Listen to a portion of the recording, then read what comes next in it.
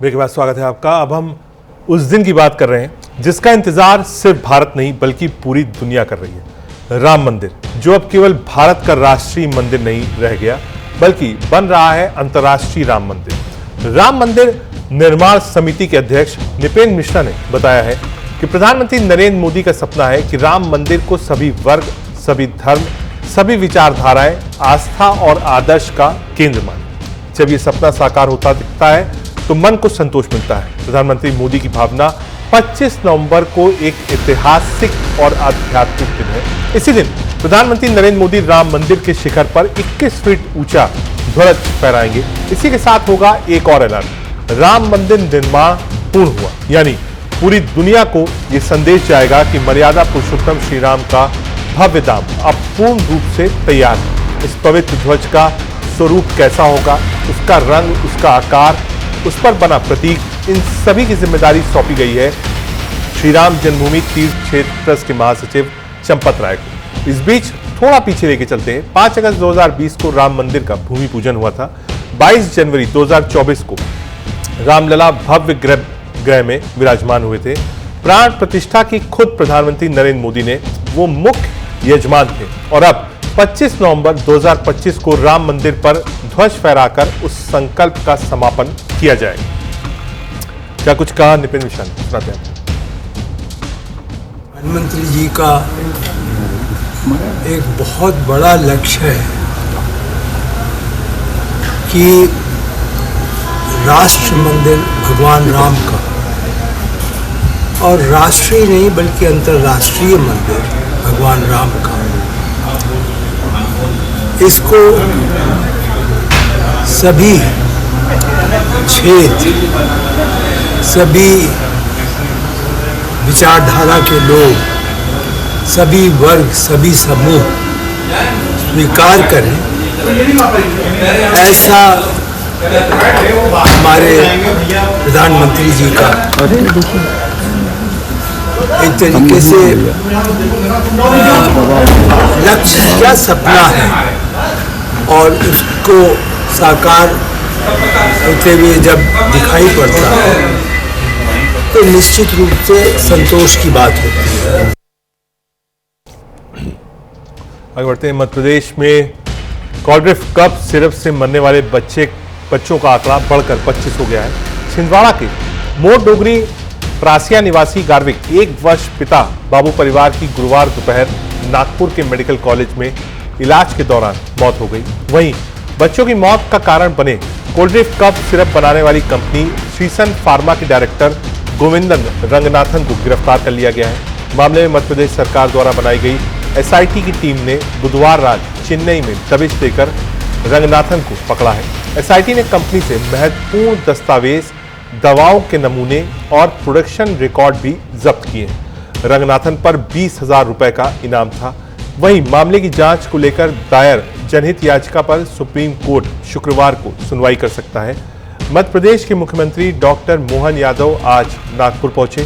CM ने कहा कि वहां के अस्पतालों में भर्ती चारों बच्चों का हाल जाना, उनके परिजनों से बात की।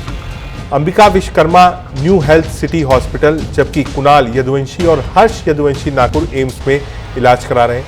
बच्चों से मिलने के बाद मुख्यमंत्री ने कहा, एमपी पुलिस ने तमिलनाडु में गिरफ्तारी की है, लेकिन तमिलनाडु सरकार हमारा सहयोग नहीं कर रही है। इसकी पूरी जिम्मेदारी दवा कंपनी की होती है।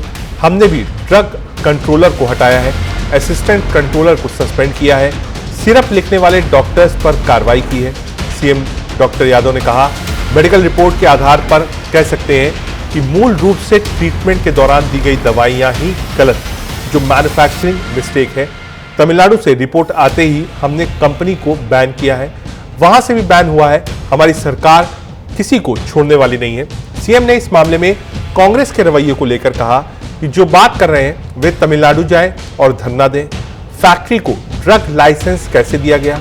एक बार लाइसेंस दिया गया तो दोबारा कैसे रिन्यूअल करा लिया गया? छोटी सी जगह में इतनी बड़ी फैक्ट्री कैसे बना दी गई?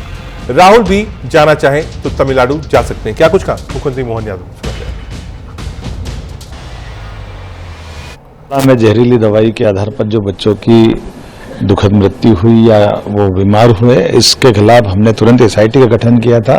और आज मुझे जानकारी दी गई कि हमारी पुलिस ने न केवल तमिलनाडु के अंदर उस दवा निर्माता को पकड़ा है, दबोचा है, ये बात वो बताती है, जिसके कारण से हमारी सरकार इन कामों के कारण जानी जाती है जो दक्षता के आधार पर होते हैं। दोषी कोई भी हो, हमारी सरकार उसको छोड़ेगी नहीं, जहां से मिलेगा वहां से पकड़ के लाएंगे, उसके खिलाफ कठोर कार्रवाई करेंगे। ये हमारी सरकार का हमारी अपनी साख भी है और यशस्वी प्रधानमंत्री के आशीर्वाद से ऐसे किसी गलत काम को हम बर्दाश्त करने वाले नहीं है। और खासकर बच्चों के लिए तो हमारे लिए मन में संवेदना भी है। कोई भी अव्यवस्था या कोई व्यवस्था में कहीं कमी पाई जाएगी, हमारी सरकार उसी प्रकार से कठोर कार्रवाई करेगी। मैं एसआईटी के गठन के समय भी मैंने बोला था और आज मैं पुनः इस बात को दोहरा रहा हूं कि दोषी कोई भी हो, हम उसको छोड़ने वाले नहीं। ऐसी घटना है जिसमें कि पूरे तरीके से मध्य प्रदेश की सरकार असफल रही है। ड्रग इंस्पेक्टर और ड्रग कंट्रोलर की जो ड्यूटी है कि हर महीने इसकी जांच होना चाहिए, सैंपल लिया जाना चाहिए, सैंपल लेते नहीं है, महीने बंधे हुए हैं और पूरी उनकी जो नाकामी है और भ्रष्टाचार है उसकी वजह से घटना हुई है।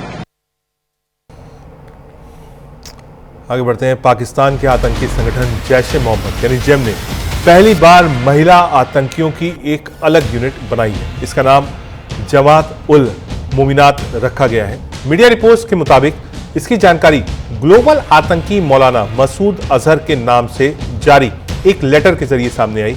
लेटर के मुताबिक इस नई यूनिट में भर्ती प्रोसेस 8 अक्टूबर से पाकिस्तान के बहावलपुर में मरकज उस्मान ओ अली में शुरू हो चुका है।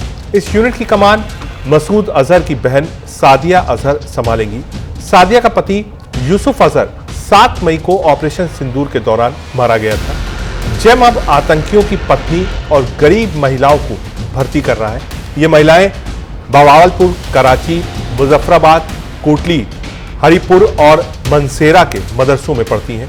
मीडिया रिपोर्ट्स में आशंका जताई गई है कि इन महिला आतंकियों का इस्तेमाल आत्मघाती हमले में किया जा सकता है। ये संगठन पहले महिलाओं को लड़ाई में शामिल नहीं करना चाहती थी, लेकिन पहलगांव हमले और ऑपरेशन सिंदूर के बाद नियम बदले गए। मसूद अजहर और उसके भाई तलहा अल सैफ ने महिलाओं को टीम में शामिल करने का फैसला लिया है। आईएसआईएस और बोको हरम जैसे संगठन महिलाओं को आत्मघाती हमलों में इस्तेमाल करते आए, लेकिन जेम, लश्कर और हिजबुल जैसे ग्रुप पहले ऐसा नहीं करते थे।